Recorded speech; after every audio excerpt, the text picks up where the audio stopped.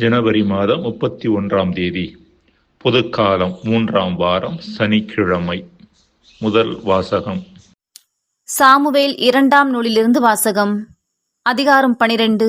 இறைவார்த்தைகள் 1 முதல் 7 மற்றும் 10 முதல் 17 முடிய. அந்நாட்களில் ஆண்டவர் நாத்தானை தாவீதிடம் அனுப்பினார். நாத்தான் அவரிடம் வந்து பின்வருமாறு கூறினார். ஒரு நகரில் 2 மனிதர் இருந்தனர். ஒருவன் செல்வன், மற்றவனோ ஏழை. செல்வனிடம் ஆடு மாடுகள் ஏராளமாய் இருந்தன. ஏழையிடம் ஓர் ஆட்டுக்குட்டி தவிர வேறு ஒன்றுமே இல்லை. அவன் அதை விலைக்கு வாங்கியிருந்தான். அது அவனோடும் அவன் குழந்தைகளோடும் இருந்து வளர்ந்து பெரியதாகியது. அவனது உணவை உண்டு, அவனது கிண்ணத்திலிருந்து நீர் குடித்து, அவனது மடியில் உறங்கி, அவனுக்கு ஒரு மகளைப் போலவே அது இருந்தது. வழிப்போக்கன் ஒருவன் செல்வனிடம் வந்தான். தன்னிடம் வந்த வழிப்போக்கனுக்கு உணவு தயார் செய்ய, தன் ஆடு மாடுகளினின்று ஒன்றை எடுப்பதை விட்டு, அந்த ஏழையின் ஆட்டுக்குட்டியை எடுத்து வழிப்போக்கனுக்கு உணவு தயார் செய்தான். உடனே தாவீது அம்மனிதன் மேல் சீற்றம் கொண்டு, ஆண்டவர் மேல் ஆணை, இதைச் செய்தவன் கட்டாயம் சாக வேண்டும். இரக்கமின்றி அவன் இதை செய்ததால் அவன் ஓர் ஆட்டுக்குட்டிக்காக 4 மடங்கு திருப்பித் தர வேண்டும் என்று நாத்தானிடம் கூறினார். அப்போது நாத்தான் தாவீதிடம், நீயே அம்மனிதன். இஸ்ரவேலின் கடவுளாகிய ஆண்டவர் இவ்வாறு கூறுகிறார், நீ என்னை புறக்கணித்து இத்தியன் உரியாவின் மனைவியை உன் மனைவியாக்கிக் கொண்டாய். இதோ ஆண்டவர் இவ்வாறு கூறுகிறார், உன் குடும்பத்தினின்றே நான் உனக்கு தீங்கை வரவழைப்பேன். உன் கண்கள் காண உன் மனைவியரை உனக்கு அடுத்திருப்பவனிடம் ஒப்புவிப்பேன்.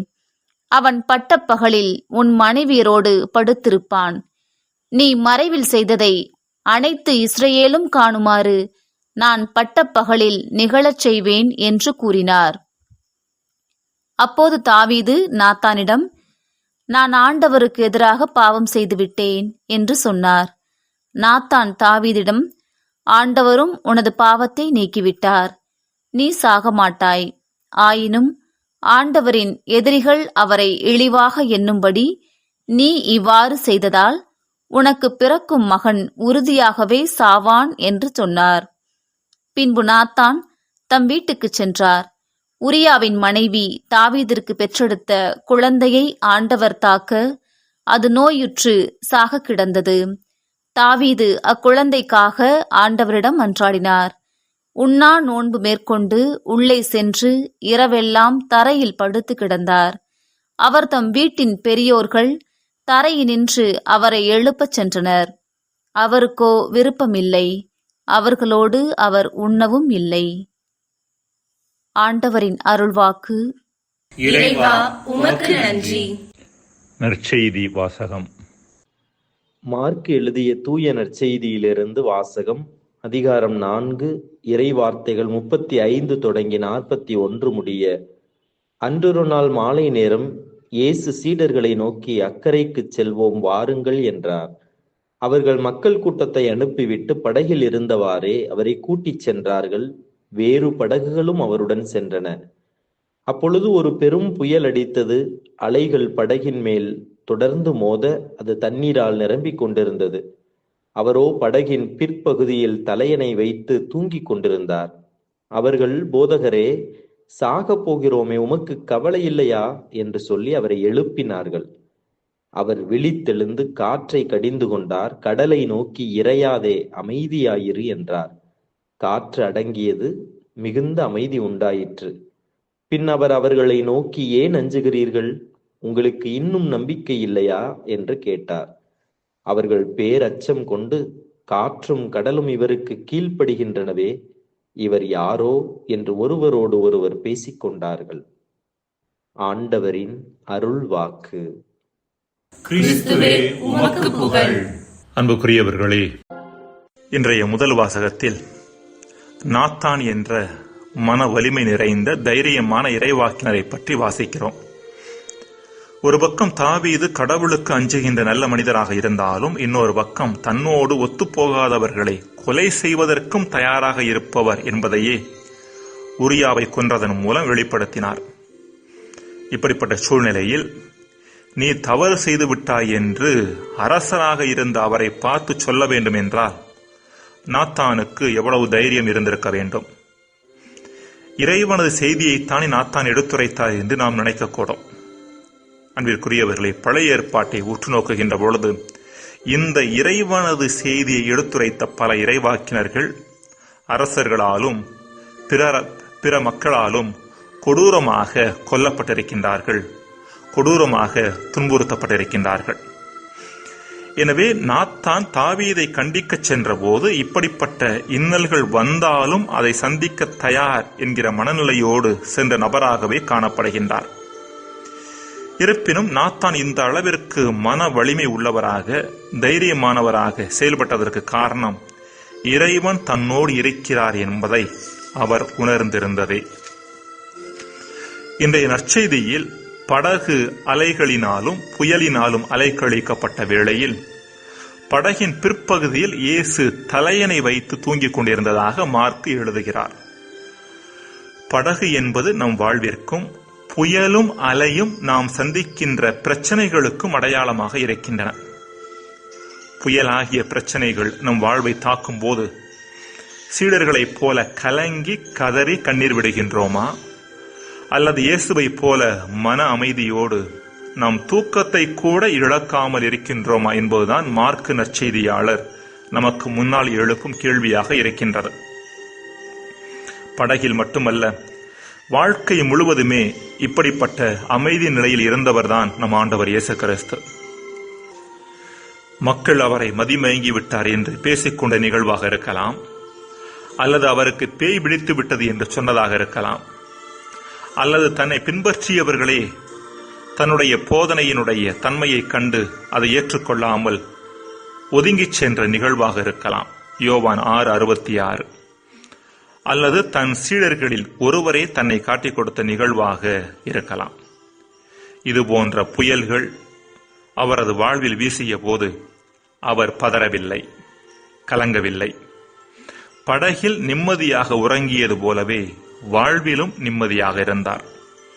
இதற்கான அடிப்படை காரணம் தந்தையாகிய இறைவன் தன்னோடு எப்போதும் இருப்பதையும் தான் தந்தையினுடைய கரத்தில் பாதுகாப்பா இருப்பதையும் அறிந்திருந்தார், நம்பினார், உணர்ந்திருந்தார்.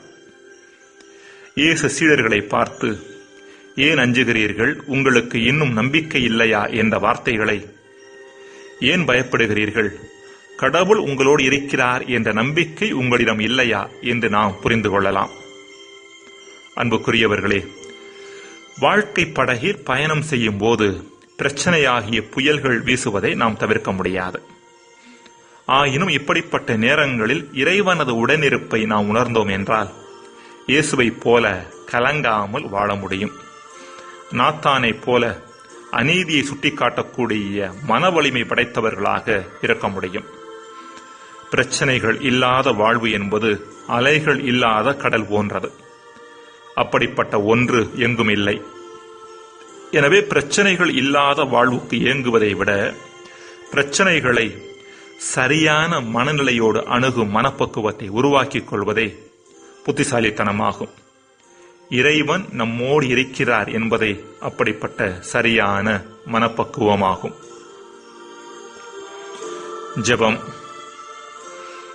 இறைவா, பிரச்சனைகள் வாழ்வில் தவிர்க்க முடியாதவை என்பதை உணர்ந்து அவற்றிலிருந்து தப்பிக்க முயலாமல் அவற்றை சரியான மனநிலையோடு எதிர்கொண்டு எங்களது அமைதியை இழக்காமல் வாழ வரம் தாரும். ஆமென்.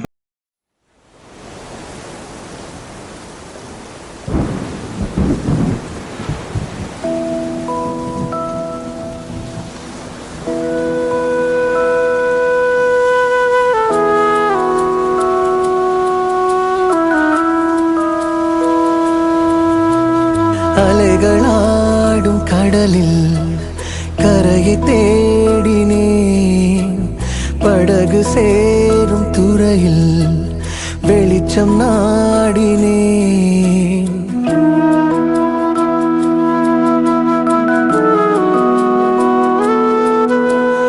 அலைகளாடும் கடலில் கரையை தேடினேன். படகு சேரும் துறையில் வெளிச்சம் நாடினேன்.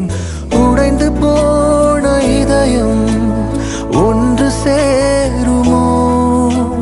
தொலைந்து போன கனவும் நிஜமாய் மாறுமோ? அன்பே அன்பே அன்பே நீயும் கலங்காதே, உந்தன் நேசர் என்றும் உண்டு மறவாதே. அன்பே அன்பே அன்பே நீயும் கலங்காதே, உந்தன் நேசர் என்றும் உண்டு மறவாதே.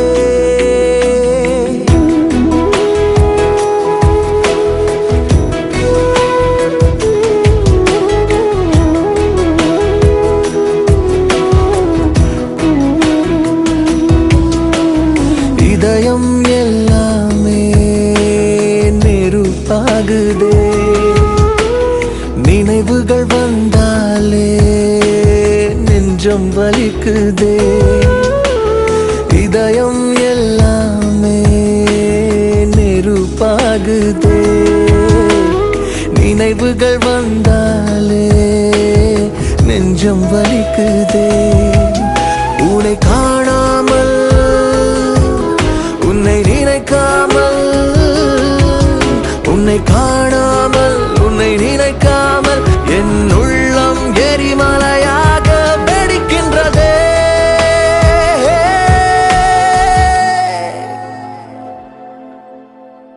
அலைகளாடும் கடலில் கரையை தேடினேன்.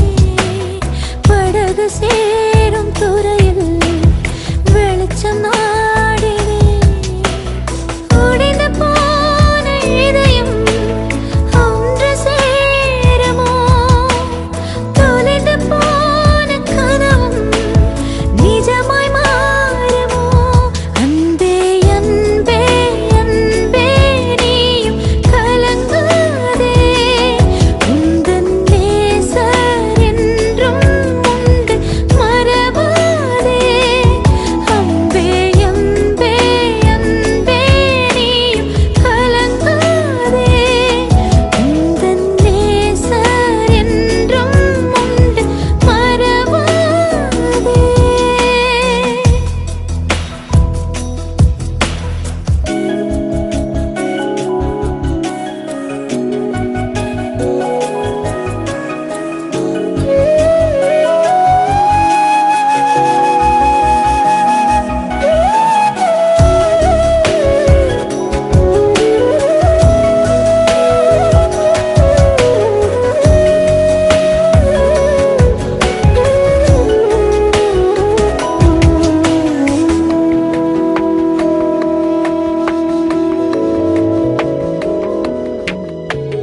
மனம்தான் மாறிடுமோ என காத்து நின்றேன்.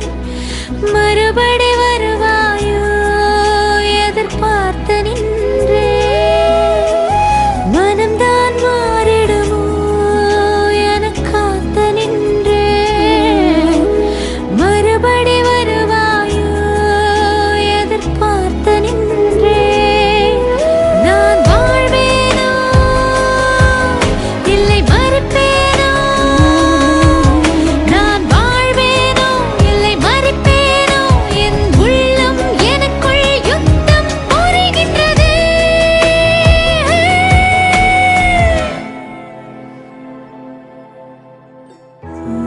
என் அன்பு மகனே, என் அன்பு மகளே, உன்னை படைத்த கடவுள் நான் உன்னை நேசிக்கிறேன். உனக்காக ஒரு நல்ல வாழ்க்கையை வைத்திருக்கிறேன். விட்டு கொடுத்து விடாதே. Don't give up. Don't give up.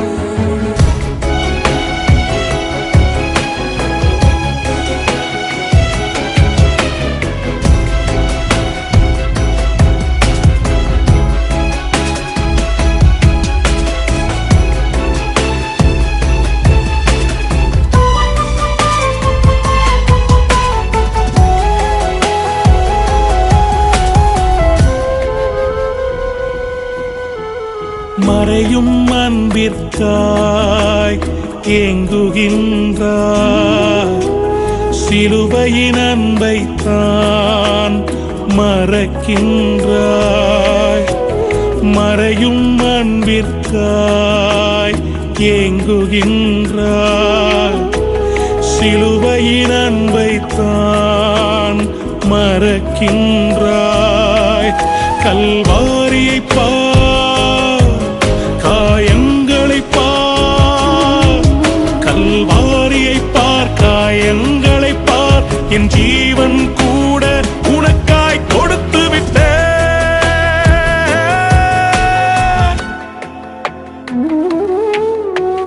அலைகளாடும் கடலில் கரையை காட்டுவேன். படகு சேரும் துறையில் வெளிச்சம் காட்டுவேன்.